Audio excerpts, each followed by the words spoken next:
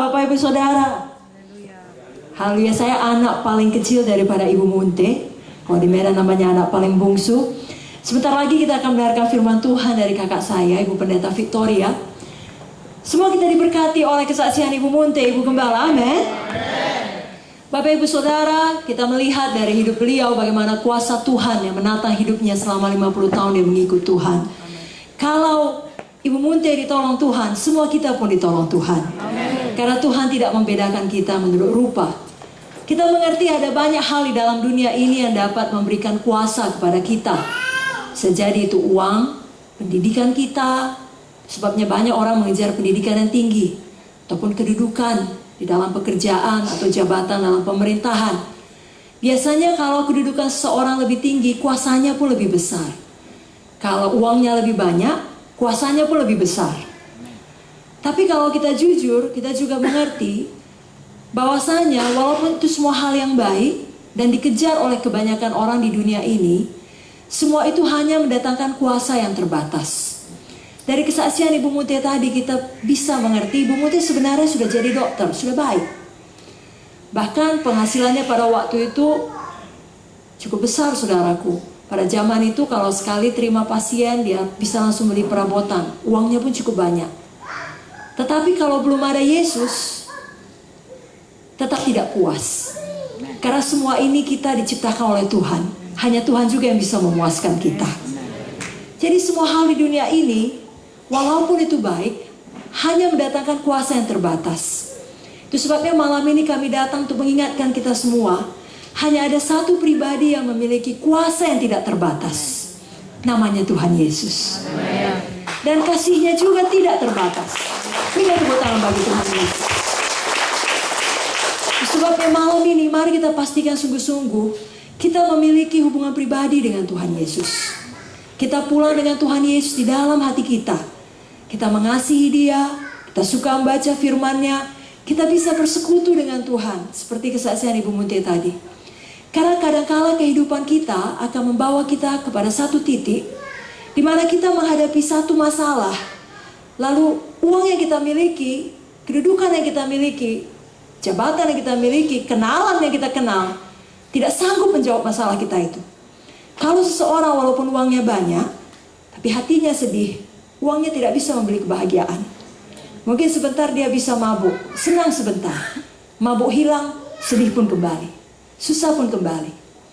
Atau kalau kita divonis dengan satu penyakit yang langka, yang belum ada obatnya ditemukan, banyak pun kenalan kita sampai ke Amerika sana, tinggi pun jabatan kita, bahkan banyak juga uang kita di bank, sanggup kita berobat ke Singapura, juga ke Amerika, atau kemana saja, tapi memang belum ada obatnya di dunia ini, maka tidak bisa menjamin kesembuhan kita. Para dokter ataupun ahli medis hanya bisa berusaha. Sekali lagi, yang bisa menjamin hidup kita hanya Tuhan Yesus. Kenapa? Karena kuasanya tidak terbatas dan kasihnya tidak terbatas. Malam ini, maukah saudara memastikan Tuhan Yesus ada dalam hidup saudara? Amin. Saudaraku, satu yang kita perlu untuk menarik kuasa Tuhan yang tidak terbatas itu bekerja dalam hidup kita. Iman kita. Iman kita itulah yang menarik kuasa Tuhan yang tidak terbatas.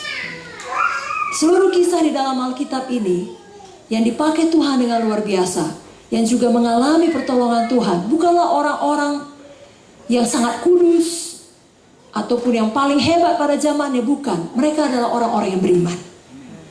Ibu Munte juga bukan orang yang paling baik di dunia lalu dia layak ditolong Tuhan, tapi dia beriman kepada Tuhan. Kita pun mari beriman kepada Tuhan. Jangan batasi kuasa Tuhan ataupun kasih Tuhan yang tidak terbatas itu dengan ketidakpercayaan kita. Mungkin saudara berkata, yalah, kalau Ibu Munte, Ibu Gembala Pusat, ditolong Tuhan hidupnya, memang hidupnya baik-baik. Saya dengar dari cuplikan kesaksiannya, dia tidak mau mabuk. Dia justru mau hidup menjadi dokter, menolong orang. Memanglah dia takut, dia khawatir, lalu Tuhan tolong, cocoklah. Tapi saya ini, saya tidak demikian. Hidup saya jahat, hidup saya penuh dosa. Hidup saya sudah terlalu banyak kegagalan, terlalu banyak kesalahan saya perbuat. Apa Tuhan juga masih mau menolong saya? Jawabannya Tuhan mau. Tuhan sangat mau menolong kita. Dalam buku Markus 2 ayat 17 dikatakan bahwasanya bukan orang sehat yang memerlukan tabib, melainkan orang sakit. Aku datang, kata Tuhan, Yesus datang bukan untuk memanggil orang benar, melainkan orang berdosa. Jadi siapapun kita, Tuhan Yesus mengasihi kita dan Tuhan Yesus mau menolong kita. Amin, saudara. Pada malam ini, pulanglah dengan kuasa Tuhan. Pulanglah dengan mujizat Tuhan. Kalaupun kita nampaknya baik-baik saja, tapi di dalam ini ada banyak pergumulan kita, hancur hati kita. Orang lain tidak tahu, Yesus tahu. Dan Yesus mau memulihkan kita. Kalau di luar kita masih mampu jalan, nampaknya kita sehat-sehat, tapi sebenarnya kita baru menerima kabar dari dokter, ada penyakit parah dalam tubuh kita. Orang lain tidak tahu, tapi Tuhan tahu. Tuhan Yesus mau menyembuhkan saudara. Dan tidak ada dosa yang terlalu besar untuk diampuni Tuhan. Tidak ada penyakit yang terlalu parah untuk disembuhkan Tuhan. Tidak ada hidup atau hati yang terlalu hancur untuk dipulihkan Tuhan. Sekali lagi, dia Tuhan yang memiliki kuasa yang tidak terbatas dan kasih yang tidak terbatas. Yang sungguh-sungguh percaya katakan amin. Sebelum saya serahkan kepada Ibu Pendeta Victoria, izinkan saya memberikan satu perumpamaan ini untuk boleh saudara ingat seumur hidup saudara. Di tangan saya ada uang 100.000. Ya, cukup baru. Kalau seandainya saya katakan, saya berikan uang ini kepada saudara, tidak ada syarat. Bagi semua saudara yang mau, saudara bisa mendapatkannya. Siapa yang mau? Coba angkat tangannya. Saudara orang-orang jujur, bagus. Semua kita mau, amin. Tentunya kita mau kalau dikasih uang 100.000 yang masih baru. Ini uang asli. Saya kan pendeta, gak mungkin bohong. Kalau uang yang baru ini saya remukkan sehingga tidak baru lagi dengan kepalan tangan saya. Nah, dia nggak lembaran lagi sekarang, tapi sudah seperti ini. Masih mau? Masih. Maaf ya saudaraku, saya kan datang dari Medan, terbang dulu dari Medan ke Jakarta, dari Jakarta ke Bali, dari Bali Tambolaka, dari Tambolaka sampai Waingapu. Sepatu ini sudah banyak menginjak kotoran. Saya buang uangnya ke bawah. Saya injak dengan sepatu saya. Sudah tambah kotor ya. Saya pungut lagi. Masih mau? Masih makin kuat. Sekali lagi. Cuy. Maaf ya. Sudah ada kuman lagi dengan cuy tadi. Masih mau? Betul masih mau saudaraku? Sudah diremukkan, sudah diinjak, sudah kena ludah, masih mau? Saya mau tahu, jangan-jangan cuma mulut saja. Kalau betul masih mau, yang pertama kali bisa maju ke depan, boleh mengambil uang ini. Berikan tepuk tangan kepada. Itu kalah jarak ya. Bukan kalah cepat, kalah jarak.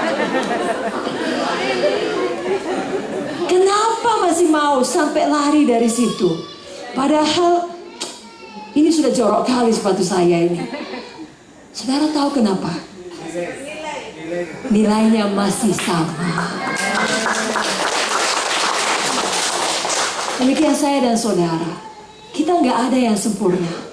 Kita masih bisa buat dosa, masih bisa buat kesalahan. Dan kadang-kadang karena kesalahan yang kita perbuat, kita jatuh ke dalam masalah. Kita jatuh ke dalam kutuk, bahkan kita jatuh dalam penyakit. Tapi tahukah saudara, di mata Tuhan Yesus, nilai saudara masih sama. Saudara masih sangat berharga. Itu sebabnya Yesus mau menyembuhkan saudara, mau menjamah saudara. Dan yang paling indah, seperti kesaksian Ibu Munte tadi, Yesus juga mau memenuhkan saudara dengan kuasa Roh Kudus-Nya. Dia belum berubah. Kuasa darah Yesus, kuasa nama Yesus, kuasa Roh Kudus tetap dahsyat. Siapkah saudara mendengarkan firman Tuhan?